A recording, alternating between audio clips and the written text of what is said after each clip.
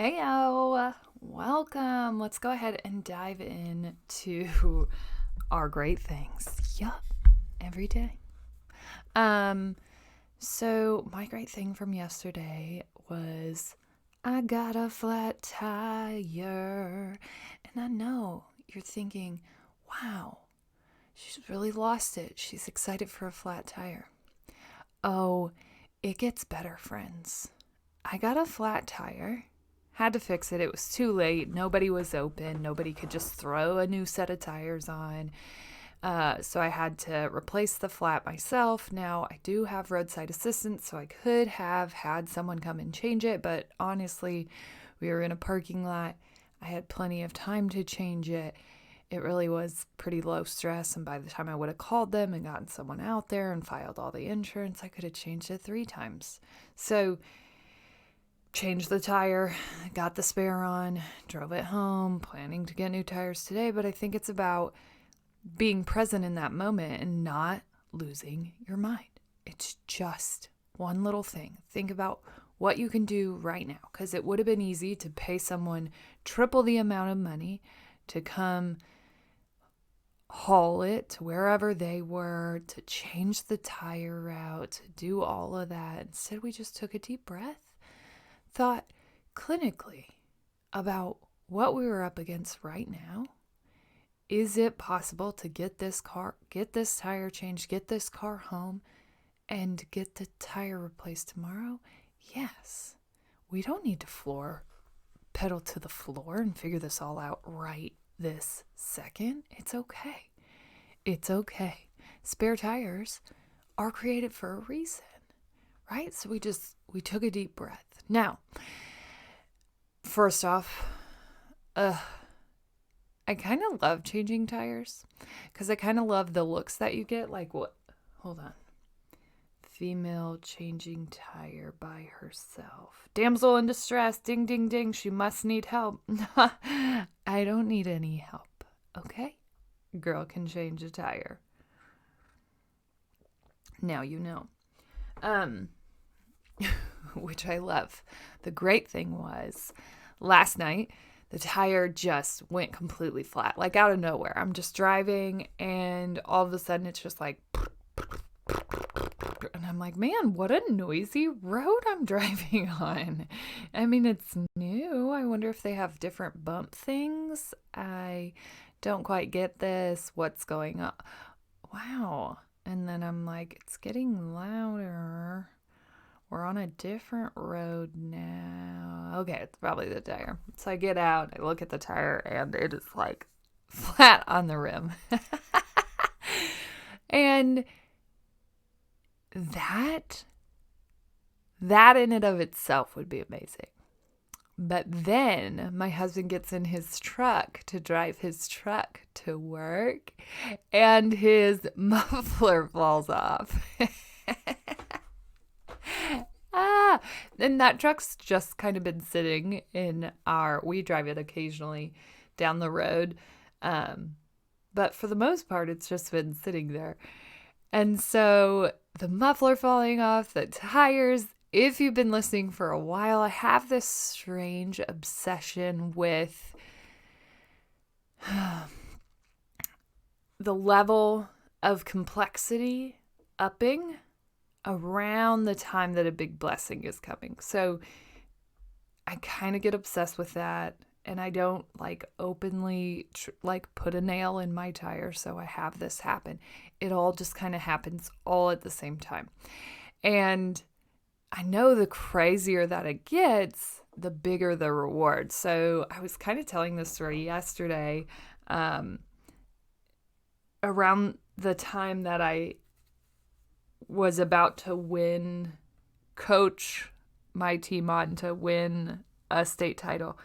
The week prior, I had hit a deer with a Prius, which is not a great vehicle to hit a deer with.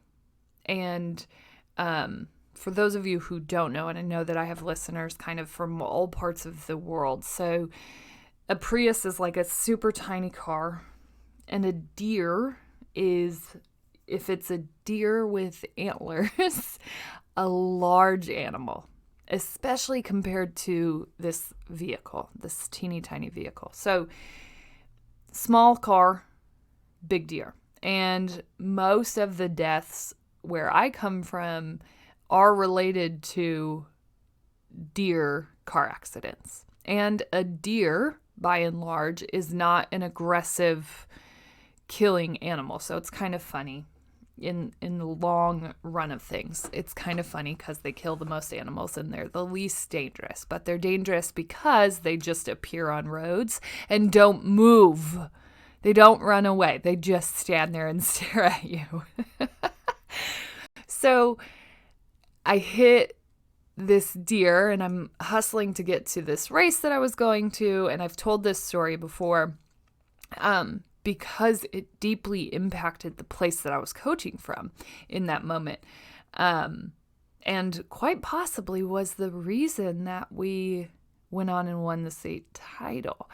Anyways, that's like a whole nother conspiracy theory and a bigger picture thing. But in that moment, when I hit that deer, we were about a week away from the state tournament. And I was also helping the health system that I worked for. I was helping them to change over to a new electronic health record. And so at that point, I was preparing for a state tournament, which means we were practicing probably about 3 hours a day. I was coming into work early, probably working like 5 to 5 at that point, to help get this up and running and helping on weekends. And I also was, coaching my team after I would get off of work. And it was intense, right? It was a lot. And so that weekend, I had taken time to go on this run, this 10K. And so I'm like racing to this 10K because I'm almost not there on time, because I'm only doing a million things a day at this point. And like 2 minutes away from my destination, I just hit this deer with the side of my car, and it goes and it hits the back of the car. And I'm listening. I'm like, it doesn't sound like anything's hanging off. So let's just keep going. We got this. And it ended up being drivable, which is amazing in and of itself. Because I hit probably, I don't know how much deers weigh, but it was a buck with antlers. So it was a big deer. Okay, like big antlers. And no, it's like a fish story. So I hit this buck. And I just continue on and go run the race and then come back and like reflect on what's going on. My husband is like, you're going to have to get it towed. You're going to have to figure out what you're going to do, how you're going to get home. And I'm like 3 hours away, 2 hours away from our home at this point. So I'm like, you know what? Right now, given the complexity of my life right now and all the things, I had 1 day off. I don't have time to deal with this. We're still going to we're going to keep rocking. We're going to go on. We're going to run the race. We're going to hang out. We're going to do the things, and we're going to drive home. And if we can't get home, we'll have it towed at that point. But I think it's okay to drive. This is what we're going to do because I don't have time to deal with this. I have the state tournament next week. We have to prep. Okay. So I don't deal with the car. It ends up being perfectly fine. We end up waiting to fix it a little bit because, there are dumber pieces of this story that I won't tell you. But I think in that moment, it was this realization that the buildup of all of the things that were going on right in that moment were built to show me that I can collectively handle my thoughts, prepare myself, and be untouchable. Just go. And actually the morning of the game, it was unshakable. And the morning of the game that inevitably won the state tournament, because our state title game was not the challenge. The game before that was. And I had actually posted something to Facebook that just said, be unshakable.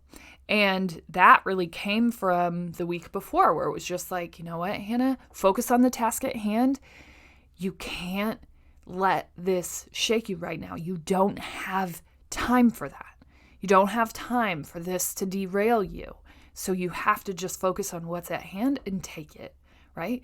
And so probably 3 other things had happened that were crazy, but all of those things really built me up for one of the biggest blessings of my life. That was one of the dreams that I had since I was in 6th grade, to win a state tournament, right? And I wasn't playing in it, but coaching. A little bit different. Had to shift my dream, okay? Didn't do it when I was in high school, but didn't give up on it. And so I think right in that moment, it was about being unshakable. And the crazier thing was that thought, and I had tweeted it or Facebooked it, whatever. I had Facebooked be unshakable that morning. And that game, we ended up going to 5 because I was a volleyball coach. And when you go to 5 sets, that last set is a shorter amount of points, and you end up, it's do or die at that point. And I remember just being like, feeling super calm and feeling like this was the plan, that they were playing in our hand. And our 3rd set, I know, was tied 26-26. I think it ended up being 29-27 maybe. And we just kept fighting. And it was just that, like, just don't get shook. Just don't let them shake you. You got this. Just outlast them. That's the plan. Keep going. You just have to fight. Just get 2 points. Just get those 2 freaking points. And it was about being unshakable. It was about putting that foot forward, right? And that's the thing. That's why I'm excited about the flat tire. That's why I'm excited about the muffler falling off, because I'm like, Jordan, he's like, really? You're even going to be positive about this? And I'm like, dude, this is how it works. And the worse it gets, the bigger the blessing is every single time, right? These things build us up in order to prepare us for what's coming, for what's bigger, for whatever it is that's coming our way. We're about to be ready. Are you ready, sir? Because we're about to fix that muffler and we're about to fix those tires, but are you ready for the blessing that pays this all off? Because that's how it works. So my great thing is I had a flat tire, and then the muffler fell off. And I can tell you, as I have told you before along this journey, blessings are coming. Okay?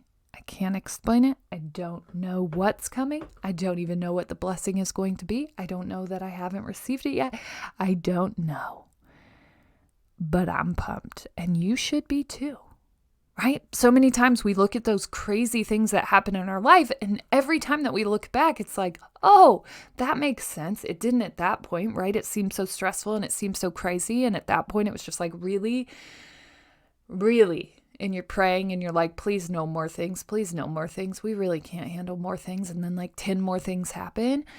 And then 5 years down the road, you look back and you go, oh, that makes sense. Just like my car breaking down a week before the state title, when I was working more than I had ever worked in my life.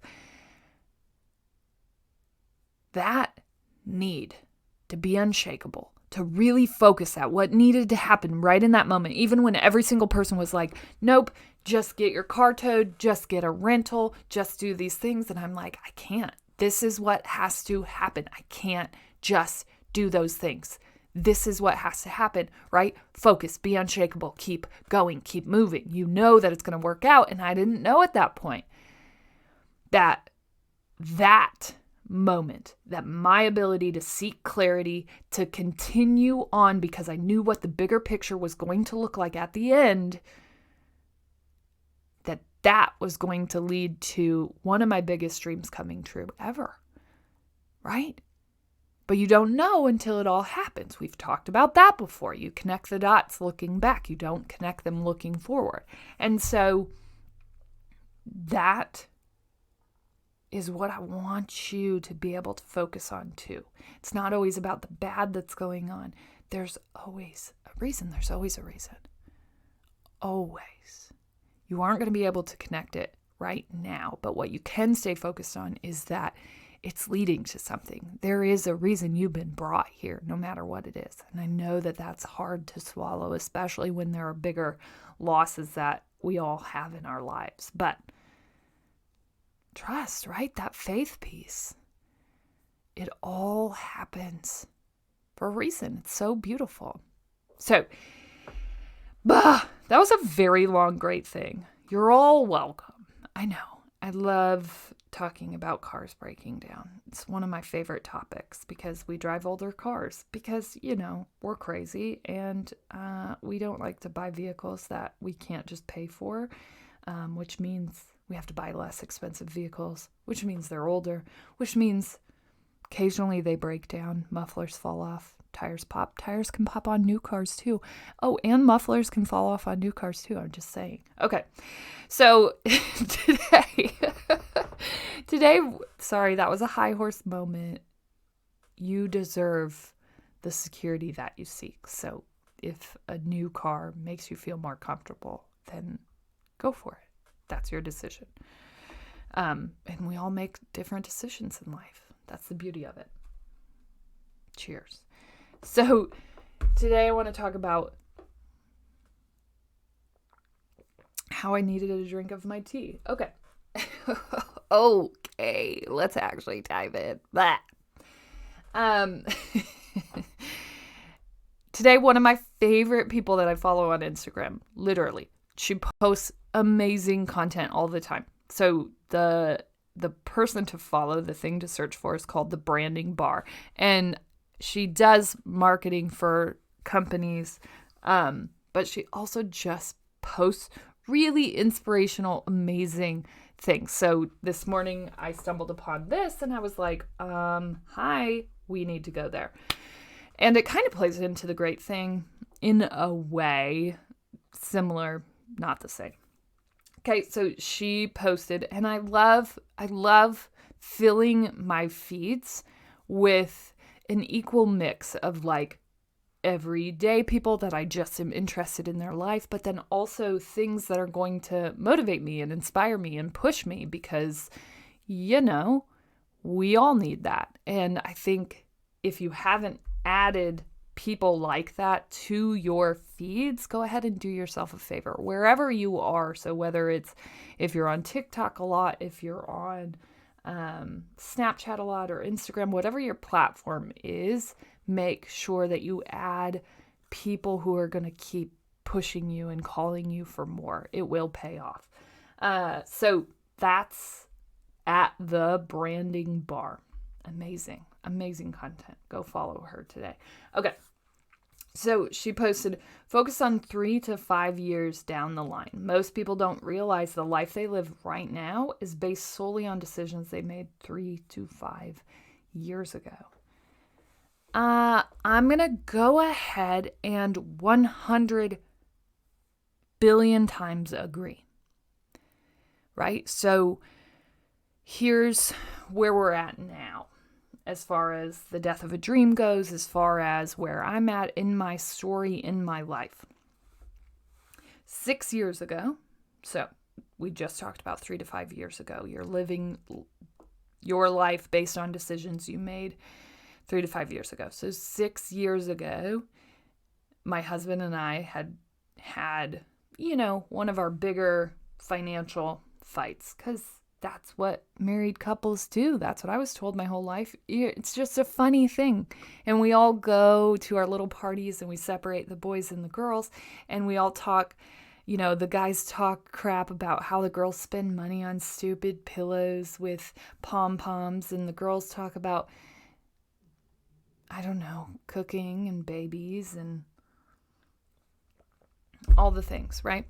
And it's just always supposed to be this rooster hen thing, and it's supposed to be this funny little thing. Oh, ha, ha, ha, my wife spends all the money, ha, ha, ha. Well, 6 years ago, I had gotten to the point where I'm like, I am not fighting the same fights that I grew up watching my parents fight. Number one. Number two, I am not staying stuck in a miserable job to make money. I refuse to do it.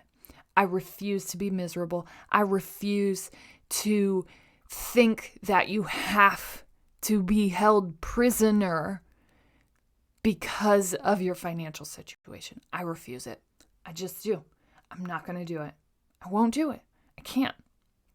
Right? And so those two things, those were our main drivers for changing our life 6 years ago. Now, that would lead us down the craziest financial journey that I've ever been on, because it's crazy to step outside of what you've been told your entire life, of what you see around you, and question it and show up almost in the exact opposite way. And trust, we've gotten plenty of looks, comments, all the things, okay? So 6 years ago, we start building this idea that we don't want to fight over money anymore. We want to have a relationship with it together, right? It's not just going to look like Jordan talks crap about Hannah for spending all the money and we just laugh about it with our friends, but secretly hate each other every night, right? And we don't want to come home and hate our lives. We work. That's what we do. We want to love it. So what does that look like? Now, 6 years ago, I don't think I would have ever dreamt that this is what I would have left my full-time job to do. I think in the dreams of dreams that I would have had at that point, that would have been something I would have allowed myself to secretly dream about, but never would have said out loud, right? Like, oh yeah, I want to do a podcast someday. That'd be so cool. But knowing deep in my soul that that could never be a possibility for me because, I can't do that for a million different reasons. But I think more than anything, that one decision led up to where we are right now, led up to being able to take this chance, led up to me being able to know that we could do this, to know that we were making crazy decisions, right? By and large, if anyone looks around, there aren't many people that do this work. But then I'm just like, no, there are, and it's possible. So go, right? Try it. The worst that can happen is you hate it, can't figure it out, and you go get another job, right? And I'm saying that like it's super simple, and I realize that it's not that simple, but I talk about it like that because that's really not an option. Now that I've allowed myself this space, now that I see what this other side looks like, here and a half for it, okay? So that's just it. We all want to dream about things, right? And even 6 years ago, that would have been the dream. Oh yeah, okay, we're going to say these two things. We're going to say these two statements, and that's going to change our lives. But it has. It completely changed the way that we look at all things, completely changed the way that we relate to money, the way that we talk about money, the way that we bring money in, all the things, right? And it was one decision 6 years ago, but that decision changed everything, right? Because it wasn't just about money. It was about the relationship with money. It was about relinquishing the power that money had over us. And the crazier thing is, once you let go of that power struggle, right? Once you stop letting your things own you, money doesn't become as big of an issue. Because when your money isn't tied up in all the payments, in all the things that you think that you have to have, all of a sudden you take your power back because you're not a slave to those things you own. Now, that's a big deal because as soon as you don't have payments on things, you get your freedom back. And with that freedom comes the freedom to make decisions for your life that other people probably can't make because they have to, right? And you hear that all the time. Well, I have to work. I have to bring in the money. I have to. Now, why do you have to? Right? Flip that script. Do you have to do it?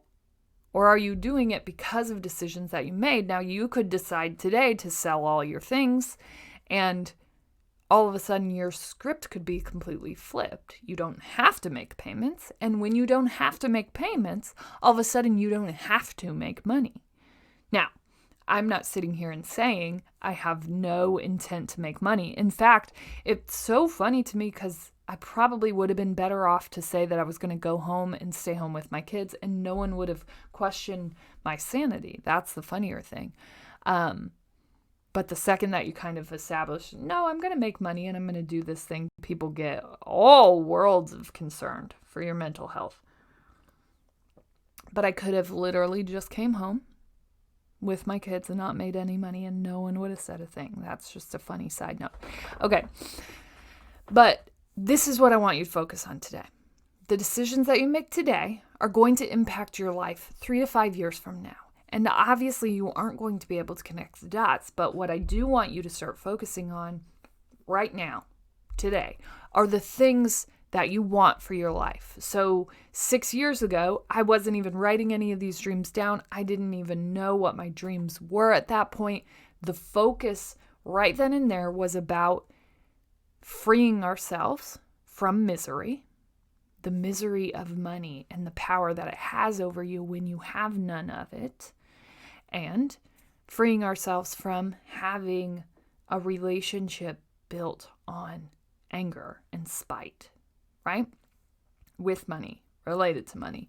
And those two things were enough to drive us to the life that we wanted to live. And those were based on how we envisioned our life looking, right?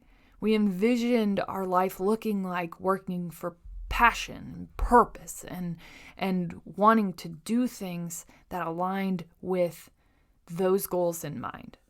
And you can't do that when you're making decisions based on money, right? And not that chasing your passion isn't going to lead to money, because it absolutely will, but just chasing money to make more of it, to get bigger bills, is what leads us into this misery path, into this complexity where we have to sign on for things we don't necessarily want to do, but that's the power struggle, right?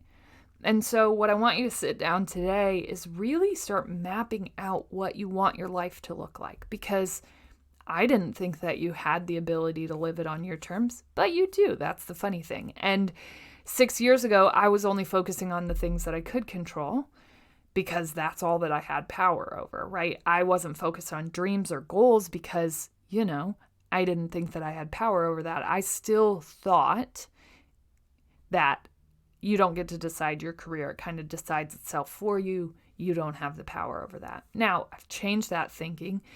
But I want you to sit down today and really think about what you want your life to look like. Do you want to fight over money? No, none of us do, right? Do you want to work for passion and purpose, or do you just want to work to pay bills? And those are the things that you need to start putting your foot down on and start working on today. Start working on them, right? And it can start as simple as your finances, and that can make a dramatic impact on your life 5 years from now. So start signing up for the things you want in life.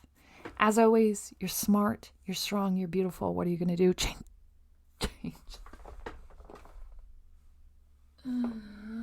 Dang it. Missed that. Hey, welcome. We're talking about, flat tires and debt-free journeys and all the things today. It's just such a magical moment in the life of the death of a dream. We are talking about how the decisions that you make today shape where you can be 5 years from now. So right now, what you're doing is going to build you up, and you won't know if you never actually do it. So I don't want you to keep going through the motions of your life. I want you to start signing up for something. What do you want it to look like? It doesn't have to look like finances. For me, that was a huge impact moment for us, for us in our relationship, my husband and mine. That was the first step in taking our lives back and not signing up for what everyone else has. And so for us, that decision 6 years ago led us to the place where we are right now, right? But all of that struggle in between, all of those decisions, all of those things are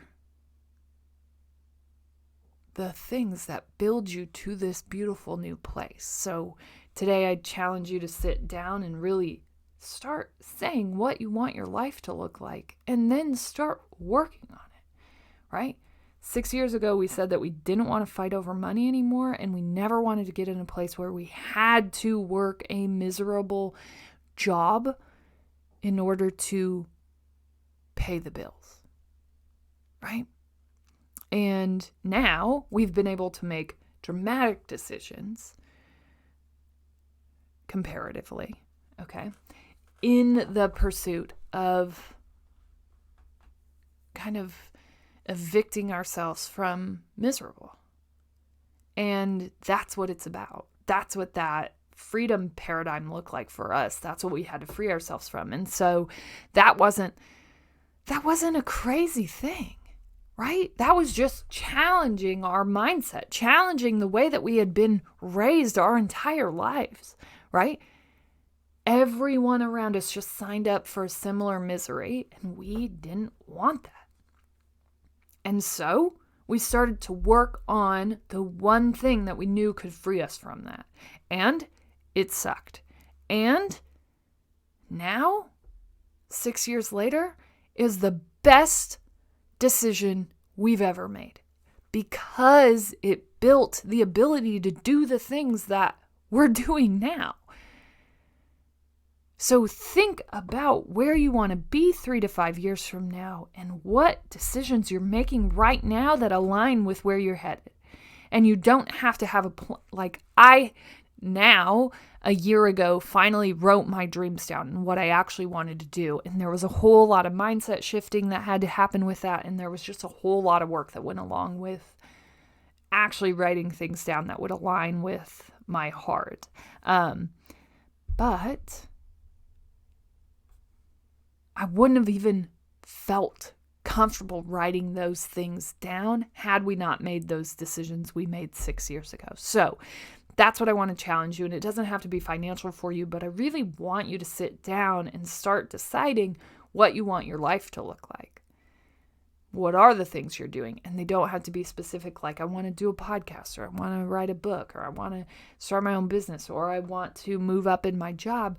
But what does it look like kind of from a big, overarching, looking down picture? That's what I want you to start figuring out. For us, it was not having money own us and having freedom, working for our passion.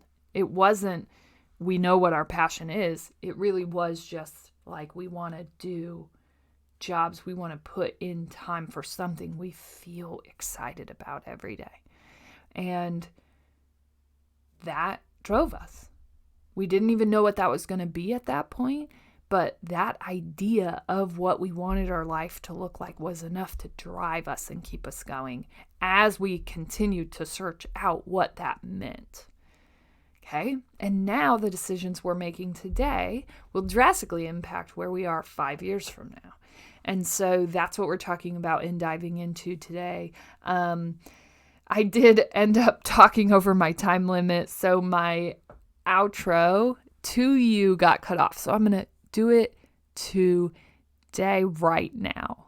Are you ready? Normally I do this on the back end. You don't even have to listen to the whole thing to hear it. As always, you're smart, you're strong, you're beautiful. What are you going to do? Change the world.